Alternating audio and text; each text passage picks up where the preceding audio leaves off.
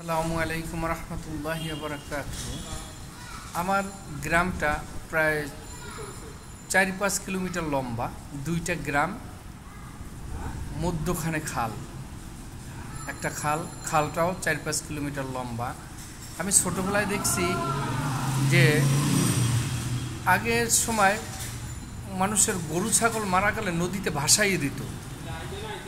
সেই ভাসিয়ে দেওয়া গরু ছাগল কিছু মানুষ ছিল, তারা সেই গরু ছাগলকে আবার সাঁতরাইয়া ওই খালের পাশে নিয়ে আসতো, আসার পরে তার চামড়া খুলে রাখতো তিনি বিক্রি করার জন্য, আবার ওইটাকে ভাসাইয়ে দিত। আচ্ছা, এরপরে সেই সময় আমি আরও একটা দৃশ্য দেখছি, এই গরু যখন ভাইসে যাইতো তখন কুকুর যাইয়া সাঁতরাইয়া সেই গরুর উপরে উঠতো, গরুর পেট ফুললে উঠতো। ফুললে ওঠার পরে কখনো একটা কখনো দুইটা কুকুরও দেখছি, তখন ওই কুকুর ওই গরু খাইতে থাকতো।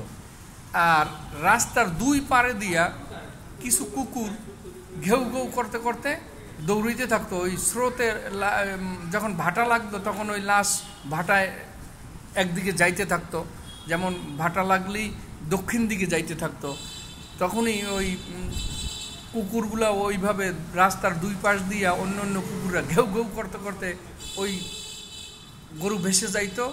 কেউ তো খাচ্ছে গরুর উপরে উঠতে, আর রাস্তার দুই পাশ দিয়া কিছু কুকুর ঘেউ ঘেউ করতে করতে ওইভাবে দৌড়াইতো। আমার মনে হচ্ছে আমার দেশের পরিস্থিতিটা এমনই, যে যখন ক্ষমতায় আসে সে দেশটার উপরে উঠতে লুটতে দগড়িয়ে খায়, আর অন্য অন্য দলের লোক যারা আছে তারা ওইভাবে আন্দোলন বিদ্রোহ করতে থাকে। আবার সেই দল যখন আসে সে আবার ওইটার উপরে উঠতে ভোগ করতে থাকে, আবার অন্য অন্য লোকজন ওইভাবে ঘেউ ঘেউ করতে থাকে।